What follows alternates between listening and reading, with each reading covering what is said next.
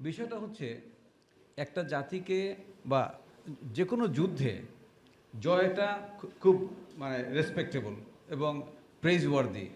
যদি যুদ্ধ করে জিততে হয় ভালো, বা যুদ্ধ না করে জিততে হলে আরও ভালো। অনেক যুদ্ধ আছে, অনেক দেশ আছে শেষ হয়ে গেছে কোনো যুদ্ধ ছাড়া। সোভিয়েত ইউনিয়ন কলাপস করেছে, একটা বুলেট ফায়ার হয় নাই। ওইটা হলো বেস্ট ভিক্টরি। মক্কা বিজয় হয়েছে, কোনো একটা মানুষের গায়ে তরোয়ালের খোঁচা লাগে নাই, বেস্ট ভিক্টরি। 71 সালে আমরা ভাগ হয়েছি, আমাদের দুই দেশের ভিতরে মারামারি পিটাপিটি পরে আমরা ভাগ কেন হয়েছি? চরমভাবে দুর্নীতি ছিল পাকিস্তানে সেই সময় 71 সালে, 22 পরিবারের দুর্নীতি, এবং দেশটা ভাগ হয়ে গেছে। আর আজকেও পাকিস্তান 5টা ভাগে ভাগ হচ্ছে ওই দুর্নীতি চরম পর্যায়ে পৌঁছে যাওয়ার কারণে। ওখানকার সেনাবাহিনী কমপ্লিটলি করাপ্ট, 100% করাপ্ট।